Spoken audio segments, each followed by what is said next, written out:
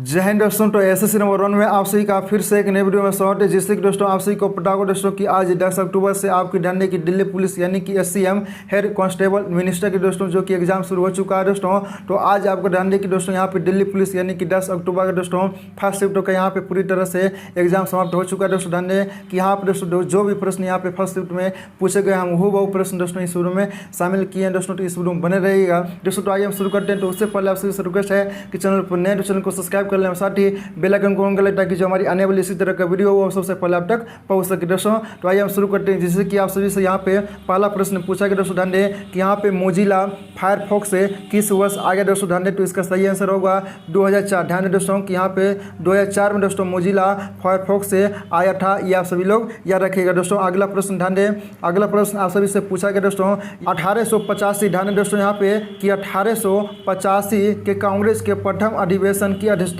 किसने की थी दोस्तों। तो बहुत ही सिंपल सा प्रश्न पूछा गया दोस्तों। तो इसका आंसर आप सभी को पता होगा कि व्योम चंद्र बनर्जी। ध्यान दें दोस्तों कि व्योम चंद्र बनर्जी दोस्तों 1885 ईस्वी में कांग्रेस के प्रथम अधिवेशन की अध्यक्षता की थी, यह सभी लोग याद रखिएगा दोस्तों। अगला प्रश्न आप सभी से पूछा गया ध्यान दें यहाँ पे दोस्तों कि यहाँ पे NHRC का वर्तमान चेयरमैन कौन दोस्तों। ध्यान दें कि यहाँ पे दोस्तों ध्यान दें कि बहुत से प्रश्न पूछे गए हैं। यहाँ पे वर्तमान में कौन क्या से संबंधित प्रश्न पूछा गया दोस्तों। तो इसका आंसर दोस्तों जो कि अरुण ध्यान दें कि कुमार मिश्रा। ध्यान दें दोस्तों यहाँ पे NHRC का वर्तमान चेयरमैन जो कि ध्यान दें कि अरुण कुमार मिश्रा है, ये भी आप सभी लोग याद रखें दोस्तों। तो अगला प्रश्न ध्यान दें कि अगला प्रश्न आप सभी से जो पूछा गया दोस्तों वो है कि भारतीय शिक्षा मंत्री धर्मेंद्र प्रधान ने प्रौद्योगिकी राष्ट्रीय शिक्षक संगठन हेतु यहाँ पे क्षेत्रीय भाषा के पाठ्य पुस्तक को लॉन्च किया था दोस्तों। तो इसका आंसर जो कि यहाँ पे होगा नेट। ध्यान दें दोस्तों यहाँ पे नेट 3.0। ध्यान दें कि नेट 3.0 दोस्तों। ध्यान दें कि भारतीय शिक्षा मंत्री धर्मेंद्र प्रधान के द्वारा दोस्तों यहाँ पे पाठ्य पुस्तक को लॉन्च किया गया था दोस्तों, ये आप सभी लोग याद रखिएगा दोस्तों। अगला प्रश्न आप सभी से पूछा गया यहाँ पर ध्यान दें दोस्तों कि 2011 की जनगणना से सबसे कम में साक्षरता वाला राज्य कौन सा दोस्तों। तो इसका आंसर जो कि आप सभी को पता होगा यहाँ पे पहला ऑप्शन बिहार है, दूसरा ऑप्शन यहाँ पे दोस्तों अरुणाचल प्रदेश है, और तीसरा ऑप्शन गोवा, और यहाँ पे चौथा ऑप्शन केरल दोस्तों। तो आप सभी को पता होगा कि यहाँ पे सर्वाधिक साक्षरता वाला राज्य कौन सा दोस्तों। तो यहाँ पे केरल होगा। ध्यान दें कि सर्वाधिक साक्षरता वाला राज्य हमारा केरल है दोस्तों, यानी कि यहाँ पे पूछा है कि सबसे कम में साक्षरता वाला राज्य कौन सा दोस्तों। तो इसका जो आंसर होगा वो आप सभी को पता होगा कि बिहार होगा। ध्यान दें कि बिहार में दोस्तों यहाँ पे कम में पढ़े लिखे लोग होते हैं दोस्तों यहाँ पे, यानी कि 2011 की जनगणना के अनुसार दोस्तों हमारा आंसर जो होगा वो बिहार होगा, और सर्वाधिक साक्षरता वाला राज्य जो कि दोस्तों हमारा केरल राज्य है। ठीक है दोस्तों, तो ये भी आप सभी लोग याद रखिएगा दोस्तों। अगला प्रश्न क्या पूछा गया आप सभी से ध्यान दें, यहाँ पे पूछा गया दोस्तों कि तुजुक ए बाबरी किस भाषा में लिखी गई दोस्तों। तो बहुत ही सिंपल सा प्रश्न है जो कि आप सभी को भी पता होगा दोस्तों, जो कि तुर्की भाषा में। ध्यान दें कि तुजुक ए बाबरी जो कि दोस्तों आप सभी को पता होगा कि इसका आंसर तुर्की भाषा में लिखा गया। ठीक है दोस्तों, अगला प्रश्न आप सभी से पूछा गया दोस्तों। ध्यान दें तो दोस्तों इसी से रिलेटेड और हम कुछ यहाँ पे प्रश्न देख लेते हैं, जिससे कि यहाँ पे दोस्तों ध्यान दें कि यहाँ पे पहला प्रश्न है कि तुजुक ए बाबरी भारत में ध्यान दें मुगल साम्राज्य के संस्थापक बाबर की आत्महत्या। ठीक है दोस्तों, उसके बाद यहाँ पे ध्यान दें कि बाबर ने इसे तुर्की भाषा में लिखा था। उसके बाद अकबर ने ध्यान दें कि अकबर के निर्देश पर तुजुक ए बाबरी का नाम ध्यान दें कि फारसी में अनुवाद किया गया, जिसका नाम 1589 में उसके एक ध्यान दें कि कुलून मिर्जा अब्दुल रहीम ने बाबरनामा रखा था। ठीक है दोस्तों, उसके बाद यहाँ पे तुजुक ए बाबरी उस दुनिया का एक ध्यान दें कि विश्वसनीय वर्णक है जिनमें लेखक ने जीवन ध्यान दें कि यहाँ पे व्यक्तित्व किया और उन लोगों का जिनके वह संपर्क में आए थे दोस्तों। तो यहाँ पे ये सभी भी ध्यान रखिएगा दोस्तों। तो चलिए हम अगले प्रश्न की ओर चलते हैं दोस्तों। अगला प्रश्न ध्यान दें यहाँ पे कि देव दीपावली पर्व कब मनाया जाता है दोस्तों। तो इसका जो आंसर है ध्यान दें यहाँ पे देव दीपावली पर्व वो ध्यान दें दोस्तों यहाँ पे तीर्थ यात्रियों द्वारा गंगा के संबंध में दोस्तों दीपावली के 15वें दिन को वाराणसी में हर साल ध्यान दें कि मनाई जाती है। ठीक है दोस्तों, यहाँ पे उसके बाद है कि चंद्रमा को ध्यान दें कि यहाँ पे चंद्रमा को पूरा ध्यान में रखते हुए यह कार्तिक पूर्णिमा पर ध्यान दें कि दोस्तों कार्तिक के महीने में आयोजित किया जाता है दोस्तों। तो याद रखिएगा कि यह कार्तिक के ध्यान दें कि यह पूर्णिमा के कार्तिक के महीने में दोस्तों यह मनाया जाता है, यह सभी लोग याद रखिएगा। दीपावली के 15वें दिन दोस्तों ये मनाया जाता है। ठीक है दोस्तों, अगला प्रश्न ध्यान दें दोस्तों यहाँ पे अगला प्रश्न आप सभी से पूछा गया है कि इनमें से किस शासक ने मांडू में जहाज पैलेस का निर्माण कराया था दोस्तों। तो इसका आंसर जो होगा वो होगा गयासुद्दीन खिलजी। ध्यान दोस्तों दोस्तों कि गयासुद्दीन खिलजी के द्वारा ही ध्यान दें कि यहाँ पे मांडू में जहाज पैलेस का यहाँ पर निर्माण करवाया गया था दोस्तों। ये सभी लोग याद रखिएगा, ठीक है दोस्तों। अगला प्रश्न ध्यान दें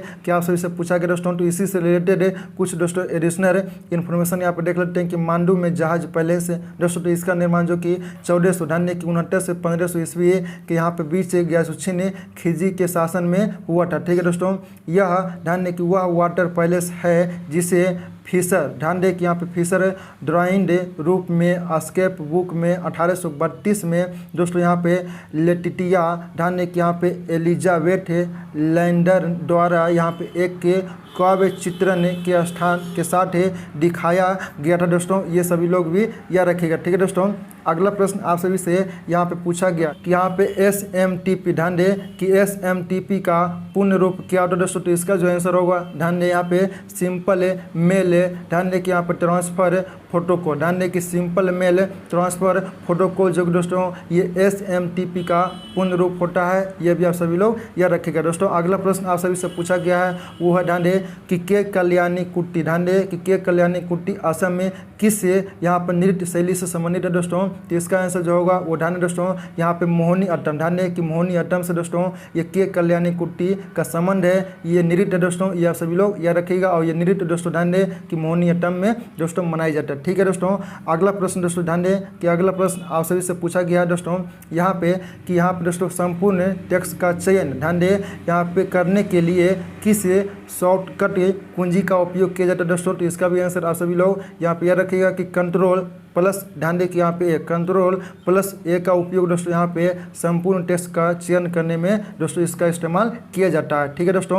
यहाँ पे अगला प्रश्न क्या पूछा गया था आप सभी से, ध्यान दें कि देवेंद्र झाझड़िया पैरा ओलंपिक के किस खेल से संबंधित है दोस्तों, तो इसका आंसर आप सभी को पता होगा कि बहुत ही सिंपल सा प्रश्न पूछा गया कि भाला फेंकना, ध्यान दें कि भाला फेंकने से दोस्तों यहाँ पे देवेंद्र झाझड़िया का संबंध है दोस्तों। इससे रिलेटेड और कुछ प्रश्न यहाँ पे देख लेते हैं कि देवेंद्र झाझड़िया को दोस्तों ध्यान दें कि पद्मश्री से सम्मानित भी किया गया दोस्तों। और अगला प्रश्न यहाँ पे नीरज चोपड़ा, ध्यान दें कि मुख्य ओलंपिक के भाला फेंक खिलाड़ी से संबंधित है दोस्तों नीरज चोपड़ा भी, यह भी आप सभी लोग यह रखिएगा, ठीक है दोस्तों। अगला प्रश्न क्यों चलते हैं, ध्यान दें कि अगला प्रश्न यहाँ पे है कि राष्ट्रपति के चुनाव में कौन कौन भाग ले सकता है दोस्तों। ध्यान दें कि ये जो प्रश्न, ध्यान दें दोस्तों कि ये जो प्रश्न ऐसा कोई एग्जाम नहीं दोस्तों जो कि अब तक नहीं पूछा गया। हर एक एग्जाम में दोस्तों ध्यान दें कि चाहे वो ग्रुप डी हो, SSC CGL हो, SSC GD हो दोस्तों, हर एक एग्जाम दोस्तों ये प्रश्न पूछा गया। और आज के ध्यान दें कि ये फर्स्ट शिफ्ट में ये प्रश्न रिपीट हो चुका है दोस्तों, तो समझ सकते हो कि आपके आने वाले भी दोस्तों ये शिफ्टों में कितना ज़्यादा इंपॉर्टेंट है दोस्तों। तो इस प्रश्न को याद रखिएगा कि इसका जो आंसर होगा ध्यान दें कि राष्ट्रपति के चुनाव में दोस्तों जो भाग ले सकता है वो लोकसभा, ध्यान दें राज्यसभा और विधानसभा के दोस्तों सदस्य जो है ध्यान दें को भाग ले सकता है। ध्यान दें यहाँ पे लोकसभा, राज्यसभा, ध्यान दें और विधानसभा के सदस्य ये तीनों दोस्तों ये राष्ट्रपति के चुनाव में भाग ले सकते हैं, ठीक है। और इसी से संबंधित यहाँ पे कुछ इंपॉर्टेंट प्रश्न है कि यहाँ पे आर्टिकल ध्यान दें कि 53 के तहत दोस्तों ध्यान दें यहाँ पे भारत में एक राष्ट्रपति होगा, ठीक है। उसके बाद यहाँ पे आर्टिकल 54 के तहत राष्ट्रपति के चुनाव संबंधित यहाँ पे प्रक्रिया की जाती है दोस्तों, वो आर्टिकल 54 में, ठीक है दोस्तों। और इसी से संबंधित एक और प्रश्न दोस्तों वो क्या है, यहाँ पे ध्यान दें कि यहाँ पे आर्टिकल 61 राष्ट्रपति पर महाभियोग और अनुच्छेद, ध्यान दें यहाँ पे आर्टिकल 72 राष्ट्रपति का यहाँ पे दोस्तों समाधान भी किया जाता है, ठीक है दोस्तों। तो ये सभी अनुच्छेद जो आर्टिकल है ये सभी आर्टिकल भी आप सभी लोग याद रखिएगा दोस्तों।